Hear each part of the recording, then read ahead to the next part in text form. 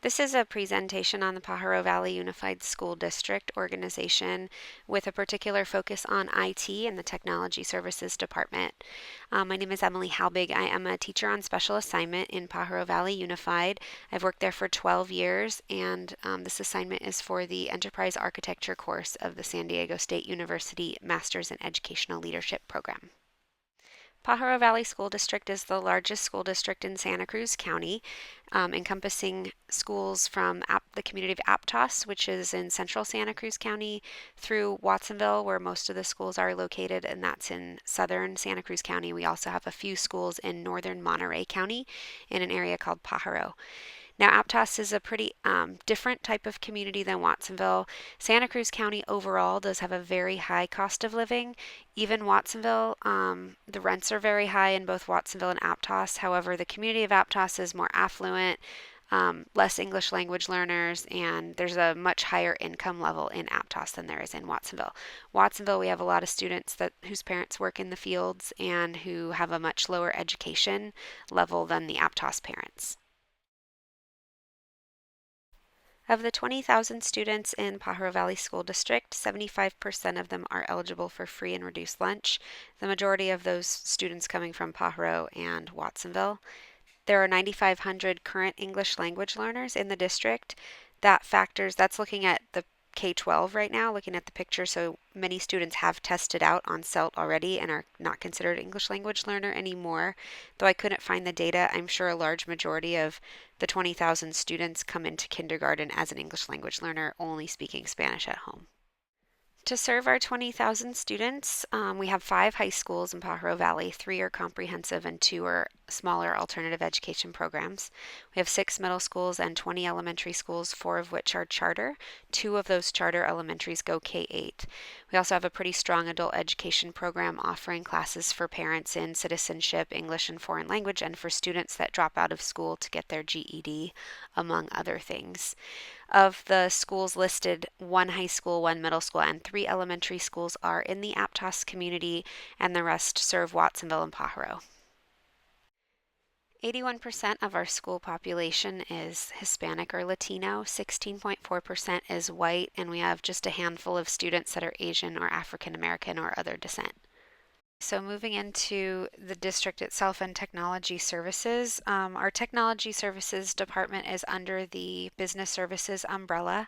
So we have a director of technology services who unfortunately is not a part of the board, and so therefore doesn't get to take part in a lot of district decision-making discussions.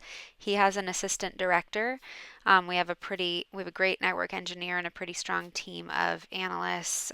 We have support technicians that are based out of the district office, as well as ones that come to the school sites and work with the teachers and the school administration to get everything up to speed. We've got a full-time site tech at each comprehensive high school, a 2-day-a-week site tech at a middle school, and 1 day a week at elementary sites.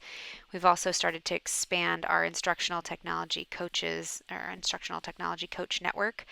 The goal being that every high school will eventually have at least 1, if not 2, full-time TOSAs in instructional technology, and then the middle schools and the elementary schools will either have 1 or a shared TOSA.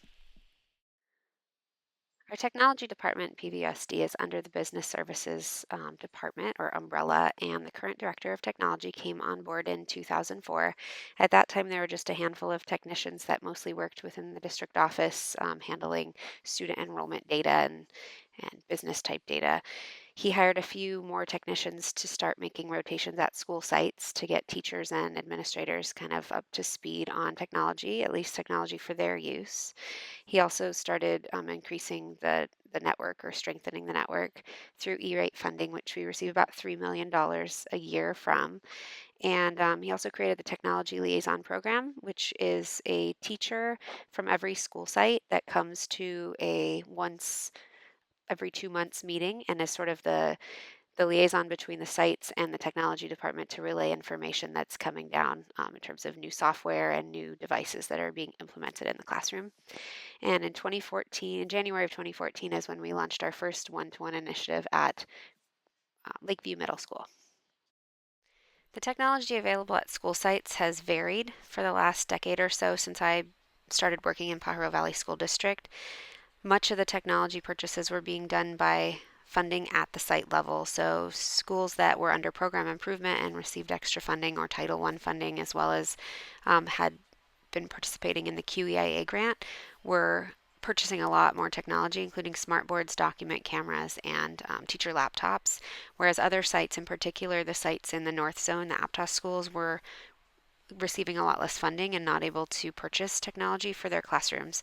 2 years ago, however, our community passed a bond. $9 million of that bond went to improvements in Pajaro Valley School District, and a portion of that $9 million was specifically earmarked for technology improvements.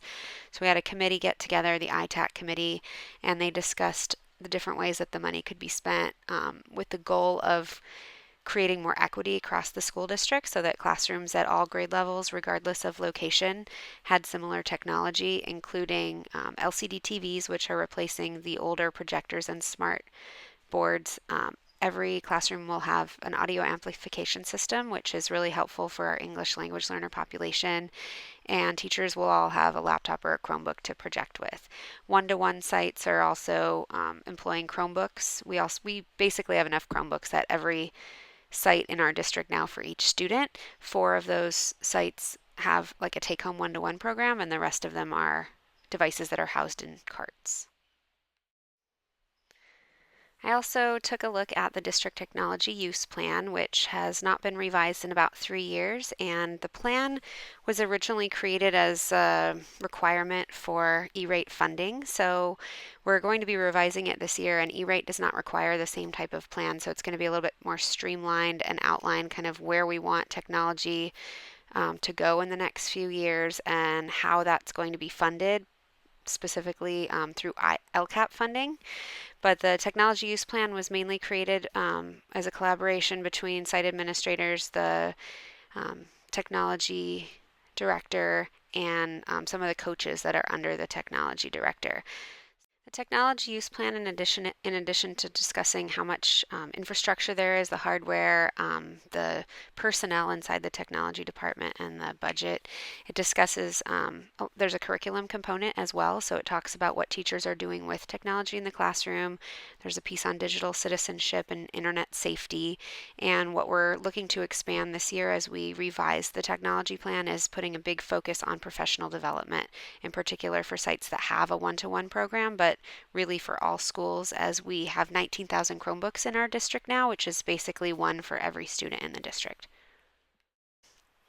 So in talking about professional development, we have a pretty strong instructional technology team that we're hoping will grow in the next few years. We have 3 district TOSAs, one just started this year, and we have site-based TOSAs at 2 of our comprehensive high schools and only 1 middle school. I am the one there. We would really like to have at least 1 full-time TOSA at each secondary school, and some TOSAs that can share time at the elementary level. For teachers that don't work at a site that has on-site support and instructional technology, our district does offer quite a bit of voluntary PD. The tech cadres are very popular. We have different levels for teachers to come in and learn about GAF apps and other applications for the Chromebook. We're also looking into expanding that cadre to offer one that's really just focused on like project-based learning and really looking at the curriculum aspect rather than the tools, the technology tools. We also offer after-school workshops, and our technology liaisons are responsible for at least 2 trainings at each school site every year. The list of applications and tools that teachers use is pretty long. These are the ones that are used on a daily basis.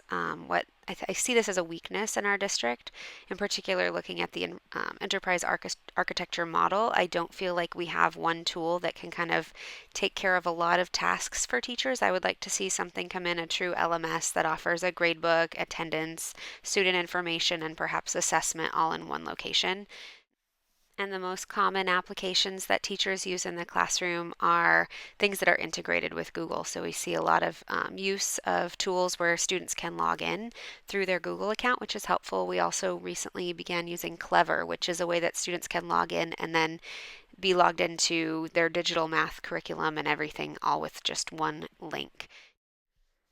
Here's a quick snapshot of our budget and funding this year. Most of our infrastructure and network is built off E-rate funding, which we've been using for over a decade.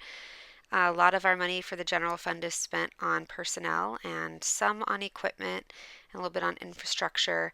We have quite a bit more money being spent this year, but it is our last year of the Measure L bond, so that 2.9 million is going to go away. We are spending a lot of that this year on TVs and audio amplification systems for classrooms. And we are hoping that more LCAP funding will be spent, in particular in the area of professional development, as well as refreshing some of our devices annually. There are two main areas for improvement that I think PVUSD could do better, in particular with IT and technology integration. The first is that we need to bridge the relationship between educational services and technology services. We have a team of assistant superintendents in educational services that have yet to see the real importance and value of integrating technology and having curriculum coaches work side by side with teachers on special assignment in the area of instructional technology. They kind of see technology as a separate tool, whereas we are starting to see that it's ubiquitous and we need to focus less on the tool and more on the teaching and the curriculum aspect. So moving that also, moves into discussing professional development, which I've already talked about. We'd like to make sure that there is equity across the district, in particular at our secondary sites, because they are so heavily focused now on 21st century learning and technology integration. So we would like to see at least a TOSA at every secondary site, as well as some coaching support at the elementary school level. Overall, when looking at Pajaro Valley School District, in particular the Technology Services Department, I do feel that so many of our departments, because it is such a large district, tend to operate kind of as their own ship floating out in the sea, and we don't have everybody kind of working together. I think the district could benefit from an enterprise architecture model, and I would like to see our leadership. We just hired a new superintendent, so I'd love to see her come in and say, hey, we're going to start making decisions as a team that affect multiple goals and achieve multiple goals rather than just making piecemeal decisions for each department based on whatever their specific current need is. Thank you for watching or listening, and I look forward to learning more about enterprise architecture.